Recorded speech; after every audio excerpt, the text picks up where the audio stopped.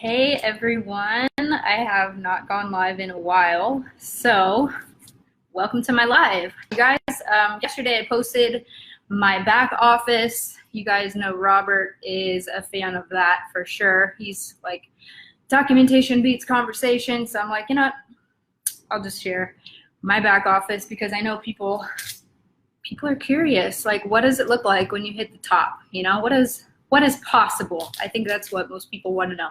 What's possible? So I shared my back office. A lot of people are like, how big is your team? And I had no idea, honestly, until yesterday. I am not the kind of person that stalks my back office, although I encourage you to be. I have no idea, honestly. I have like a perfectly balanced business, and it just happened that way. So I'm going to share with you guys some things that I learned along the way. So I joined My Daily Choice in 2014 as an affiliate. Josh and I were not really dating. I mean, we were kind of just like starting to date, and brand new boyfriend and girlfriend. I had an upline. I had a few uplines actually. They all didn't last the test of time. So I just my position just compressed until I hit the top because other people quit. So timing for sure is an important thing. So I have 10 things that I quickly just wrote down, and I want to share with you guys to give you some hope and inspiration. But before I get started, I'm going to just let you guys know the earnings disclaimer. There's no guarantees regarding the income from the My Daily Choice Hempworx opportunity. The success or failure of each affiliate, like in any other business, depends on each affiliate's skill set and personal effort. Earning levels for independent affiliates are examples and should not be construed as typical or average. Income levels. Achievements are dependent upon the individual affiliates' business skills, personal ambition, time commitment, activity, and demographic factors. Okay, so I'm not here to guarantee anything because I worked my ass off, and I can't promise that you're going to work your ass off, but I am showing you what is possible. So I've been averaging between 250,000 to 450,000 on like when I got my big bonuses a month, and that's as a super affiliate with My Daily Choice. Now we do have an earning disclosure sheet that you can see the average incomes per rank. If you're interested in that, I can post it in the comments after this video. But if you guys also have questions during this live, feel free to comment in the comments, and I'll get back to you guys either after this call, or if I can see them live, I'll answer them quickly here. So you guys, I've been in the network marketing industry for 12 years on and off. My first business was Quick Star when I was 18 years old. Turns out that was Amway, and I didn't even know it.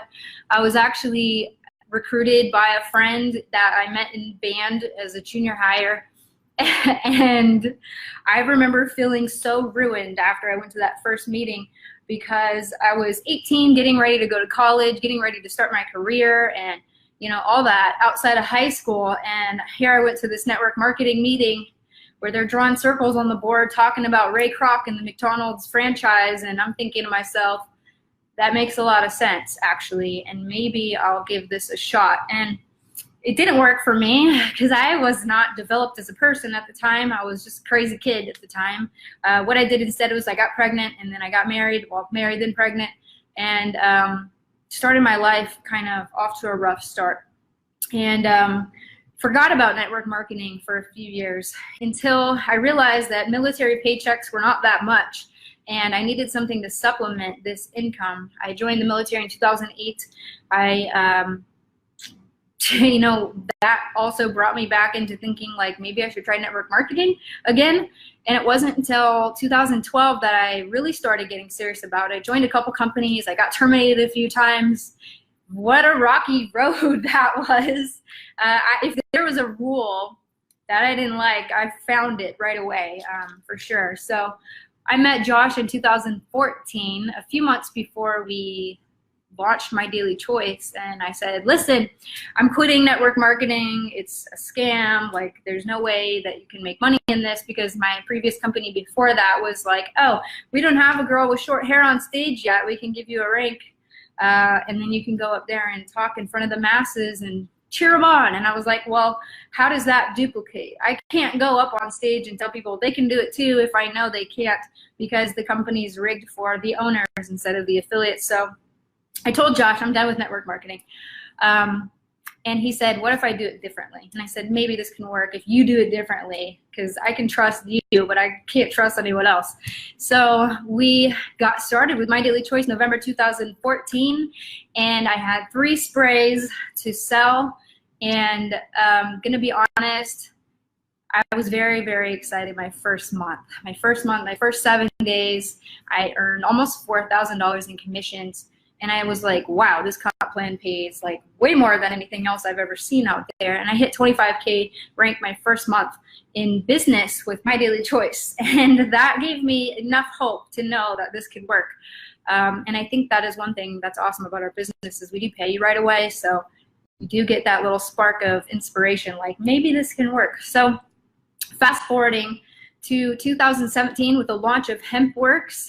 I actually got sick in 2014 too, and I had struggled with my health for the next 3 years up until that point, until we got involved in the hemp business and the CBD oil business.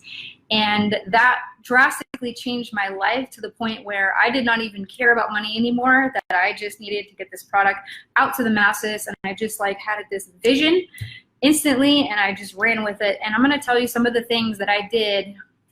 90% of these, or maybe even 100% of these things, are psychological. So if you're thinking there's no way that I can make what Jenna makes, or Kristen and Travis, or Judy and Barb, and all these people that are hitting these top ranks, then maybe this is for you, because I was in your position before.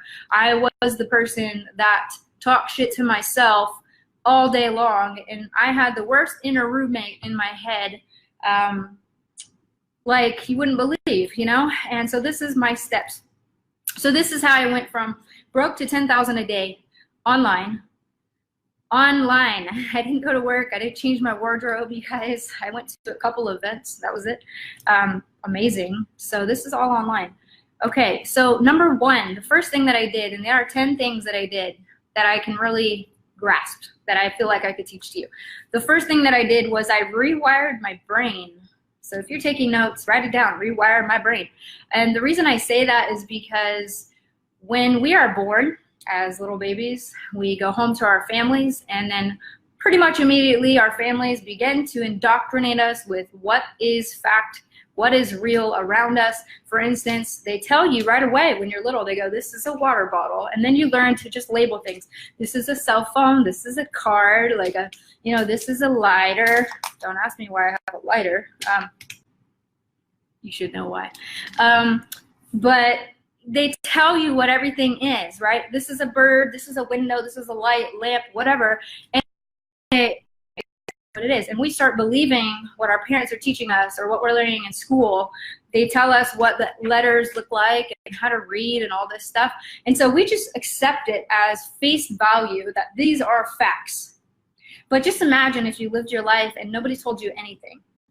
Then you would be living in a world full of magic.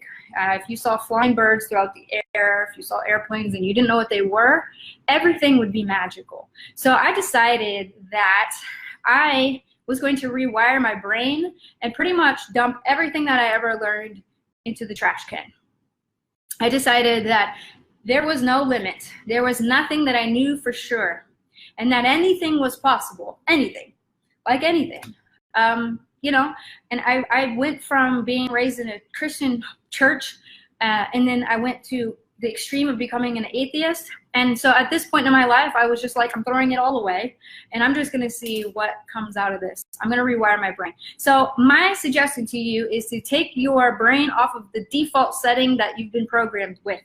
Okay, there's a reason why your TV is called TV programming. There's a reason why it's called entertainment, entrapment. Okay, I've decided to rewire my brain. So that's the first thing you have to do, is throw everything that you know to be true away in the trash can. Put it in the trash can. Stop listening to people that are not giving you good advice. Don't read books that are bringing you down. Don't watch TV shows that are toxic that are giving you bad energy. I don't watch scary movies because they stress me out. And as my friend Nadia Melton has said about scary movies, she says, I don't pay for stress. And I agree with that. I don't pay for stress. So you have to really begin to challenge yourself. And I feel like this is the step that most people get hung up on because they're so sure of the facts in which they live their life. Well, I got the job, I got the degree, I got the husband, I got the kids, I got the house, I did it all right. So why am I unsatisfied? Why am I unfulfilled? And why can't I achieve my true heart's desire? And that's because you've kept yourself down, right? When you're kids, you know, my sons, one of them wants to be a magician, one last year wanted to be a construction worker, and now he's just like, whatever, I don't know yet. And I feel like instead of living in a world where people are embracing your wild ideas, we live in a world and a society that tells you you're crazy for thinking differently. So the first thing is rewire your brain.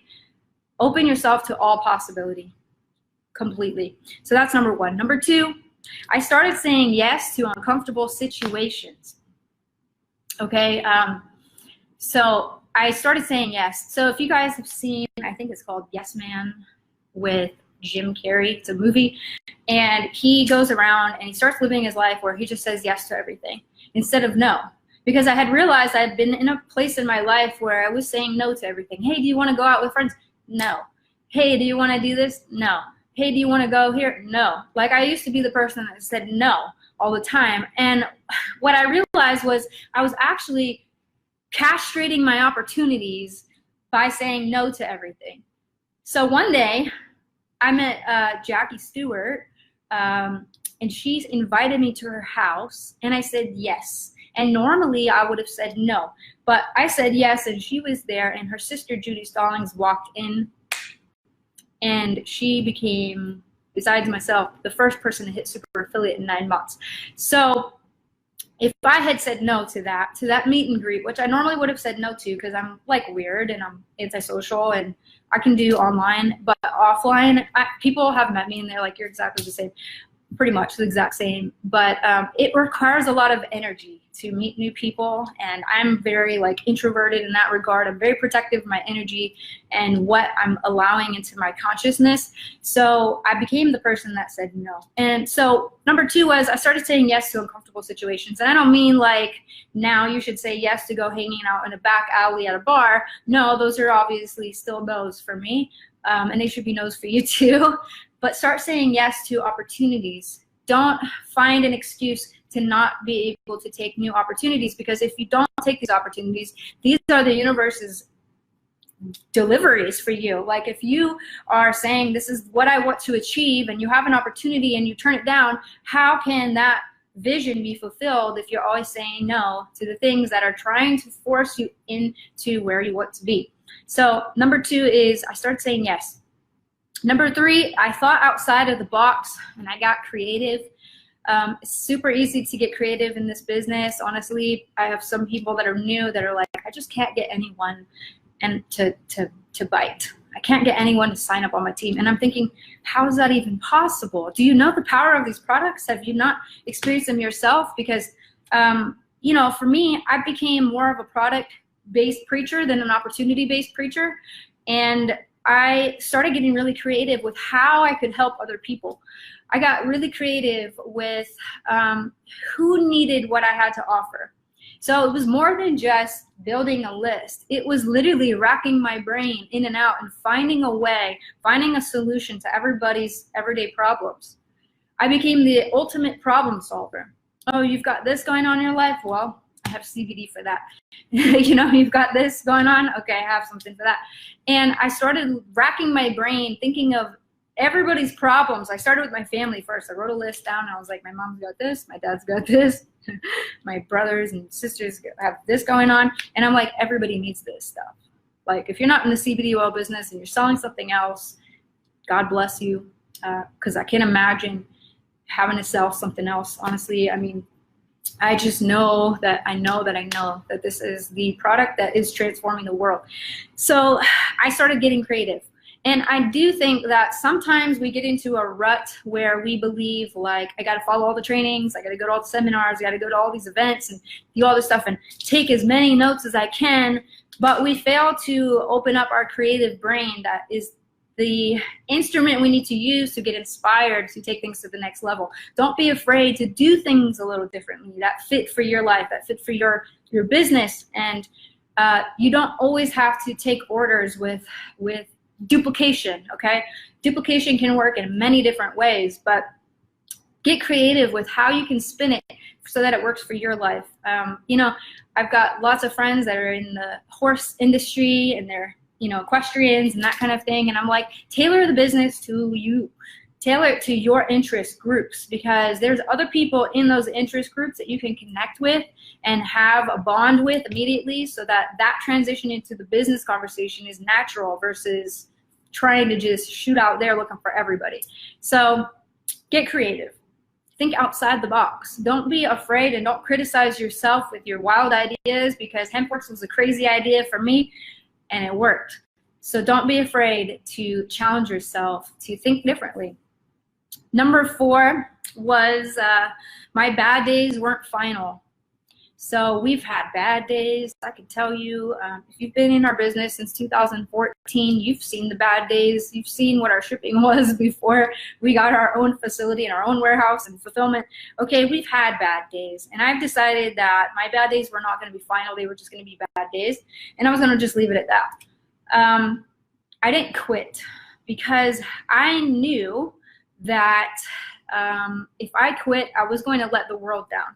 That's really how I felt. I felt like I'm not just quitting on myself, I'm quitting on all the potential people that I could help in the world.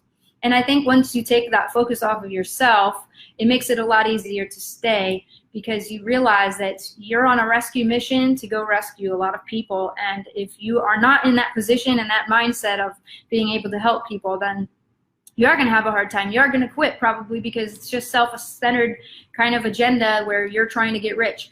And that doesn't work. And that actually is another step. So I'm not going to go too far into that. But don't let your bad days be final.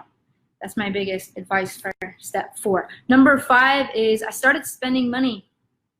This is crazy, right? Like, people think, okay, you're making this money every month. Sure, your savings account must be stacked, right? But back then it wasn't. And I remember my first like semi-big paycheck was $1,500 after months of my volume dropping and my paycheck dropping.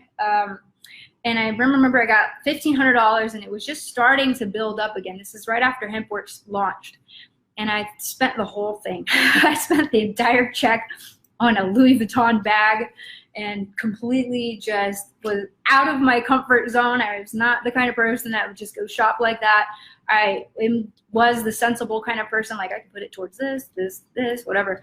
But at that time, I wanted to feel like what it felt like to be a wealthy person. And so I shifted my mindset that I'm going to, instead of hoarding all this money that's now starting to roll in, I'm going to give some of it away. I started tipping people way more than I ever did before. I started buying gifts for people that I never did before. And even today, my niece turned 16 years old. I'm going to buy her a car. Because why? Why not? I can do it. So I'm not like a money hoarder. You know, I decided to be free with my money. And I do believe that is because money is energy, because everything is energy. And energy cannot be created or destroyed, but it can be transferred. And that is a quote by Albert Einstein, so I do believe that to be true. But you guys, money is a flow of energy. And if you're just watching your money stack up in your bank account or maybe decline in your bank account, whatever way you're dealing with right now, you don't want it to just sit there and become stagnant, because then it's not doing anything for the world. It's not doing anything for anyone else. It's not doing anything for you just by staring at it. So I challenged myself to buy things, and I set up my bank account so that I had one account just for spending. I had one that was for saving or taxes, and I had one that was just for operational expenses. So Josh actually taught me this, and if you guys want to see his success, you can go ask him. So his is like a lot more than mine, so I trust that his advice is good advice. So he actually told me this when I was broke, and he said, you need to set up 3 bank accounts: spending, savings, or taxes, and then also operating. And I was like, what am I going to put in these bank accounts? $5 each? Like, I can't even open the bank account. And he's like, you're going to fill those bank accounts up, but just get them ready, because you need to have this mindset that it's going to be flowing to you. And you guys, okay, so my internet's bad, so I am now in my personal hotspot on my phone, so let's hopefully that works. If you're on my other one, please hang up that one and now join this one, because otherwise you're only going to see half the video. So I was on step number 5. I was talking about spending money and how I realized that money was a flow. And you guys, when Josh and I were first dating, we were so anti-committal that we lived in the same apartment building in separate apartments, and we'd go get our mail together, and I would open my mailbox and I would get bills in the mail, and then he would open his and he would get checks in the mail, and he's like, money's energy.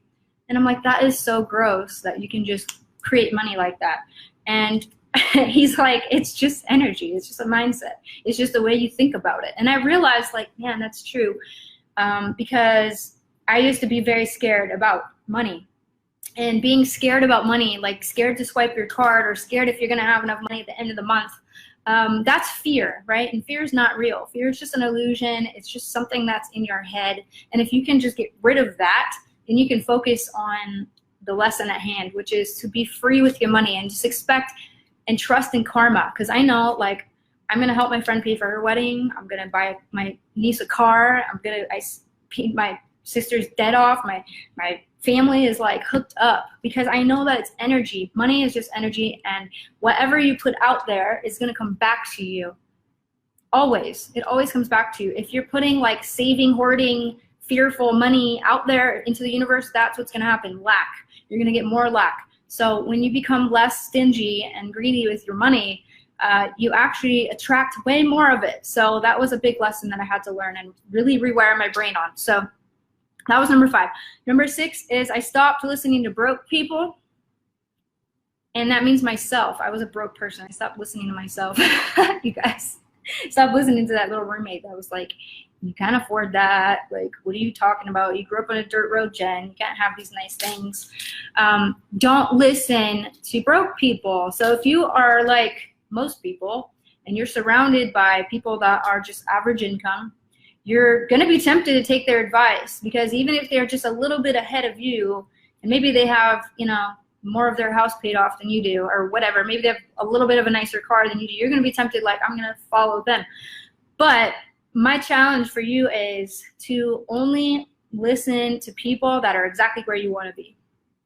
And this goes back to what Robert says all the time: find a mentor that has documentation. I can prove my documentation. I can show you the times where I had massive paychecks, and I can also show you the same time that I've had zeros in my back office. I mean, I have 13, 14 pages full of earnings because I've been here since 2014.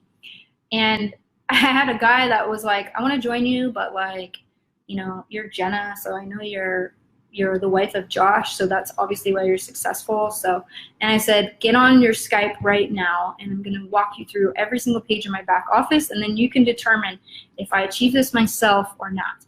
And so I realized that like you just can't take anyone's advice. That's not where you're at. You have to have the documentation. You have to have the proof. You have to listen to people that have already done what you've done, because they already know the roadmap. And I'm not tooting my own horn here, although I have achieved something dramatic and drastic here and substantial in my life, but I've followed the leader, you know, and that's what network marketing is. I followed Josh. Before I had my own story to tell, I knew Josh's story like the back of my hand. I had to edify him and not talk about myself at all. Every single phone call I got on in the beginning of our business was all about Josh. I was like, you know, he hit his first million by 21 years old. He built a team of 56,000 people around the world. He was the top income earner for several years in a row. They had to create new ranks for him. As an affiliate, I told his story because I didn't have one yet, and I wasn't afraid of that. I decided to just follow people that did what I wanted to do, and I happened to live with them. So that's like even more convenient. But my point is to pick out your mentors and choose them wisely. Now, a lot of times in my life, I didn't have mentorship. I didn't even have parents at some point during my life. So I read a lot of books. I read about one book a week. I'm like an avid book reader, and there was a time in my life where I just didn't. After college and high school, I was just like, what do I need to read for? Like I have TV and radio. But read books and study what other people are doing that are getting the results that you want. Because if it's been done before, that means it can be done again. It means it is possible. Number 7, this is random, but totally a part of my life. Number 7 was I took a holistic approach to overall wellness. And I mean financial wellness, physical wellness, mental wellness, spiritual wellness. Okay, all of that together had to come full circle for me. For sure, because like I couldn't just have a piece of my life struggling and have another piece of it like super excelling. I don't think it works that way. For me, I had to get serious about my health. I had to get serious about my meditation and yoga and like getting in alignment with my true desires and listening to my spirit versus my ego.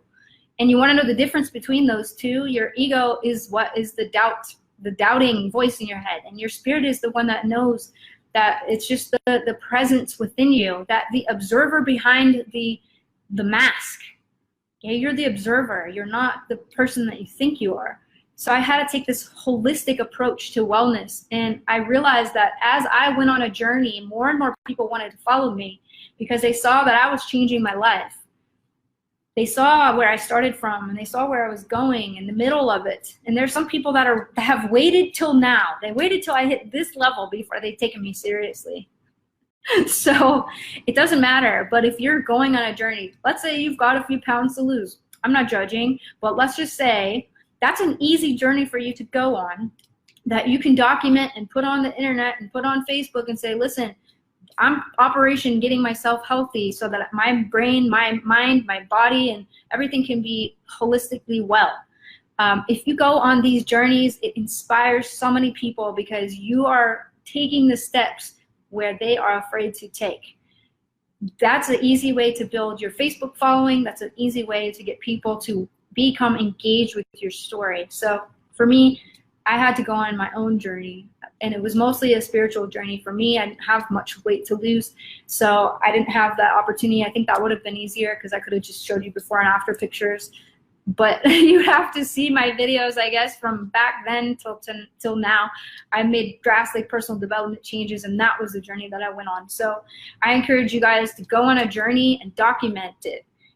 Change something in your life and put the pieces in your entire life together, not just a part of it. Don't say I'm going to be rich and then I'm going to worry about eating right or whatever. Like, do it all together. Make it a collective, holistic thing, because that's going to take you to higher results much faster, because you're going to have the respect and the inspiration of people that are following you.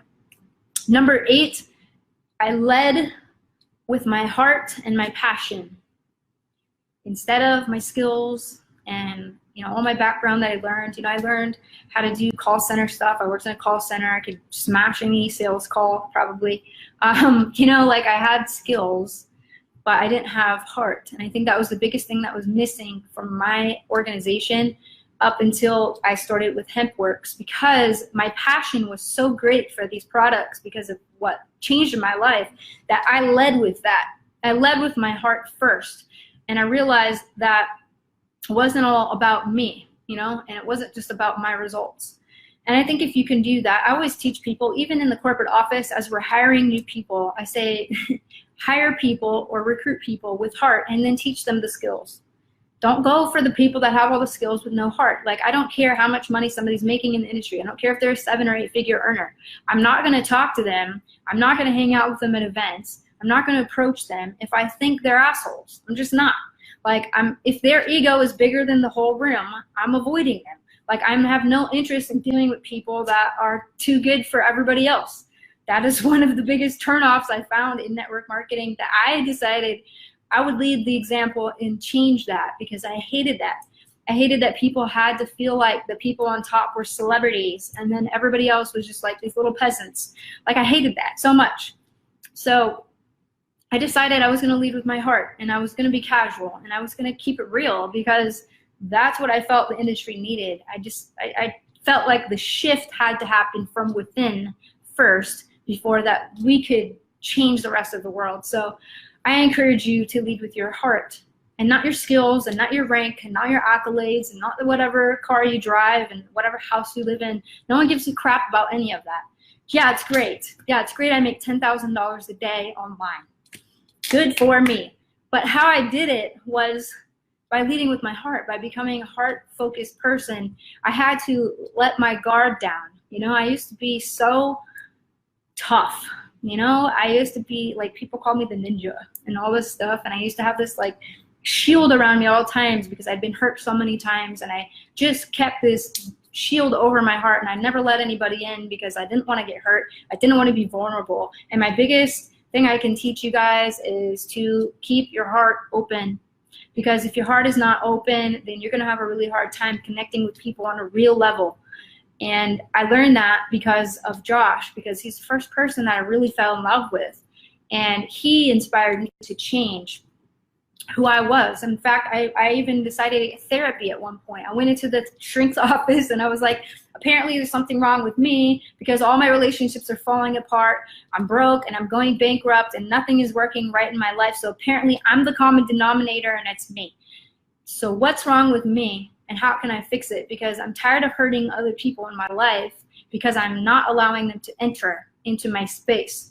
And I had to really do a lot of self-reflection on that. And I had to really put in the work. And this is the hardest work I think anybody can do in their lifetime, is to conquer their lifetime of past trauma, their ancestral trauma that's been handed down from parent to parent or parent to child and then so on. I think that's the biggest thing that we can learn to do, is learn to leave our heart open and to keep it open all the time and not to be afraid to become vulnerable or being exposed. I think it's a perfectly honorable thing to keep your heart open and let people experience the realness in you so that they can be inspired to open their hearts as well. Lead with your passion, lead with your heart. That is probably the most important thing that I've said, and out of all of this, that I feel is extremely lacking in our world and in our industry. So if we could just get a couple of you guys to get on board with that, I think it would do a lot of good. Number 9, this kind of goes with number 8, but number 9 is I stopped thinking about myself. I became selfless. I used to be a really selfish person.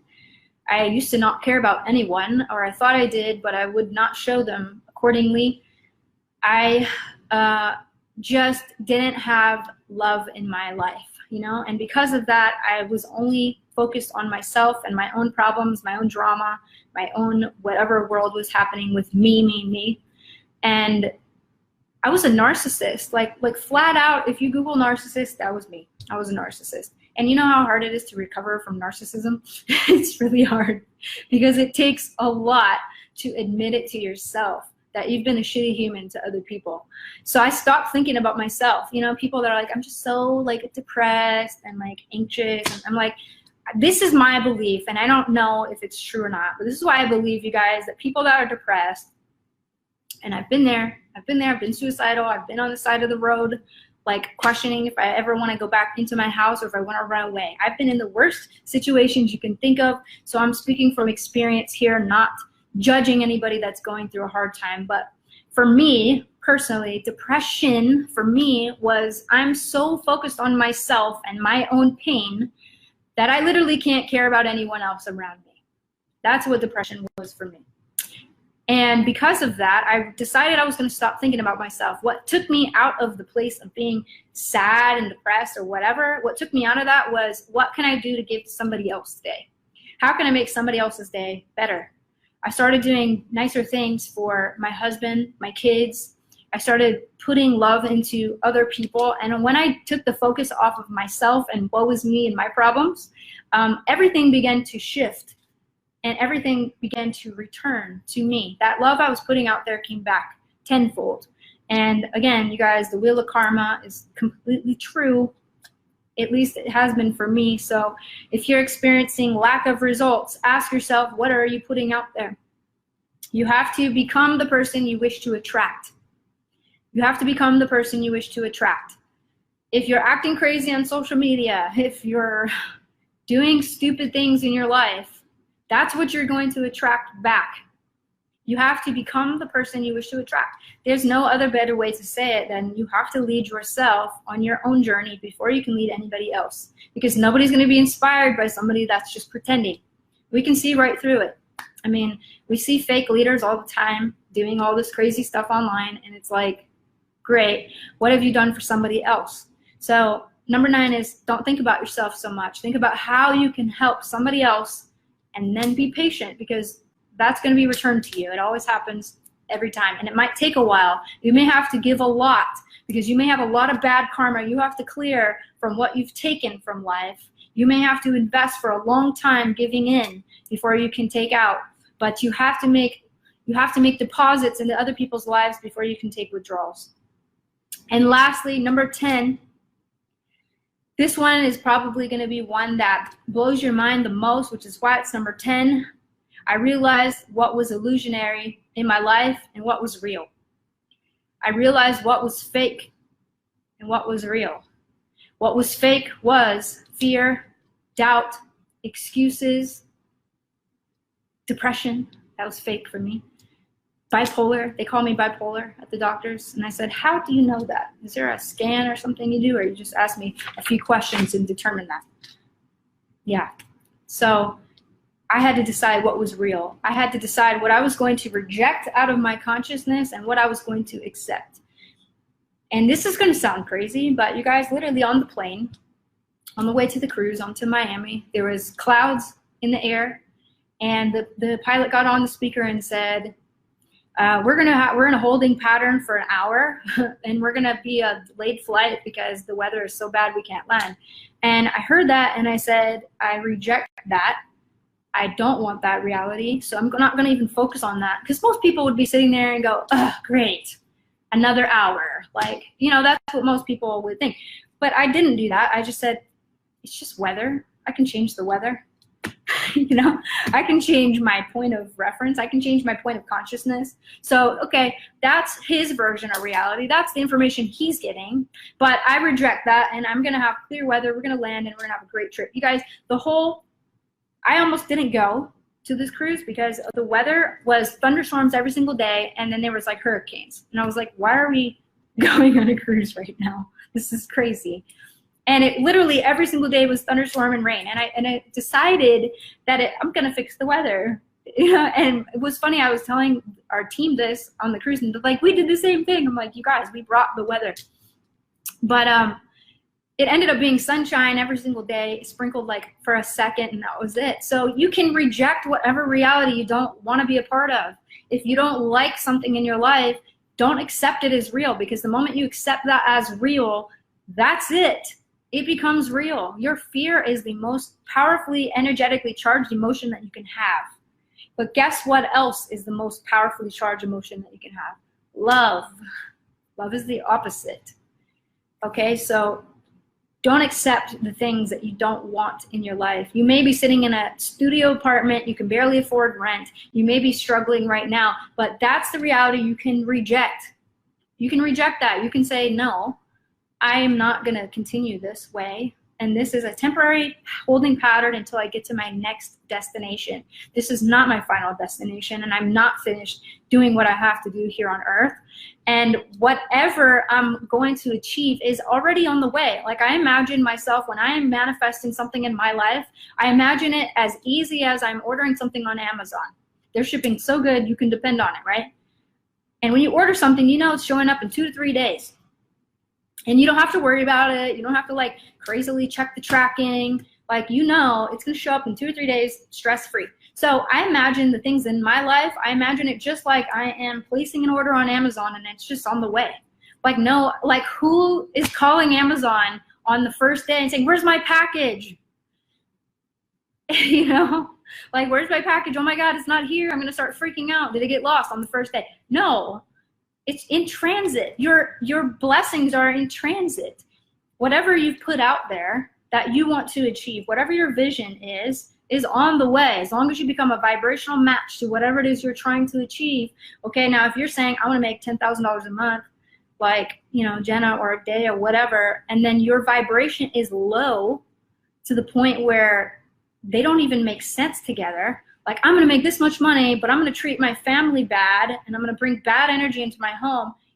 You're never gonna get there, okay? So you have to have your vision and what you're trying to attract in your life, and you have to raise your vibration to match it. And when you match it, it's as simple as ordering something on Amazon, and you can manifest something instantly. You can manifest it instantly. I've been known, and I am crazy to say this, inside of a hotel casino, but Josh can verify this. I will go play poker, and I will tell him what cards are coming out next. And it's not because I'm a psychic, it's because I'm manifesting it. I'm creating it in real time. And you can get so good at creating, it becomes extremely fun. So number 10 was realize what is real in your life, or what you want to be real in your life, and realize what is fake. Because a lot of this is going to be completely opposite. Magic is real, and your words are magic.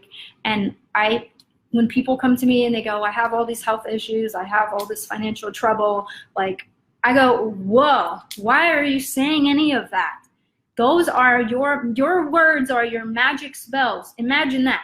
Imagine that your vocabulary, your language, and everything that you're feeling and vibrating on a daily basis, whatever is coming out is what you are creating. You're creating based on what you're saying. So if you're saying all of your problems, guess what? You're on a repeat cycle of your problems. It's really that simple. Start speaking your magic spells of the words that you want to create. I am making $10,000 a day. I'm making $10,000 a minute, a month, a year. I don't know, whatever your goals are, but start speaking life into your magic spells, into your words, into your vocabulary, into your every single day. And be very, very paranoid about saying anything you don't want to create, because you're creating it whether you like it or not. The universe has no biases. It doesn't care if you want to see greatness or problems in your life. It doesn't care. It's unbiased. We live in a world and a planet of duality. There's good and evil, right? And you can create in any way you want, depending on what you are speaking and believing and feeling. More importantly, your emotions are your sensors. It tells you if you're on the right path. If you're feeling really horrible and you're just negative and all this, then you know you need to change your thoughts, because your thoughts will change your feelings, and your feelings will change your entire reality. So those are the steps, you guys. And if you missed them, 1 is I rewired my brain. I took it off default setting. 2, I started saying yes to uncomfortable situations. 3, I thought outside the box. I got creative. Number 4, my bad days weren't final. I didn't quit. Even though it was like horrible. I kept my mind on my vision and realized I was just waiting for my package to arrive. That's it. I was in transit. That was it. So my bad days were not final. Number 5, I started spending money more than saving. I started spending it because I realized money is energy, and it was an exchange. It was karma. It was what I put out comes back. Number 6, I stopped listening to broke people. I started following people that had what I wanted. I started taking their advice, whether I agreed with it or not. I was coachable. I was trainable. I decided I don't know anything, and I'm going to learn from scratch. Number 7, I took a holistic approach to wellness in all areas of my life. Number 8, I led with my heart and my passion. Number 9, I stopped thinking about myself. I started thinking about other people. And number 10, I realized what was illusionary and what was real in my life. And I began to create consciously because of that. Thank you guys for hopping on. I have a business meeting in 15 minutes, so I do have to go. But thank you guys so much. Please share this video if you think somebody else can benefit from that. Share the other one too. I wish I could combine the two together, but I can't. Fortunately, I had internet issues, but thank you guys. I am grateful for each and every one of you guys. And just know that you have the ability to succeed. You have the same ability that I had back then. So don't give up on yourself, and dive into retraining the way your thoughts are, because literally that's 99% of success is all right here. I'll see you guys on my next video. Bye-bye.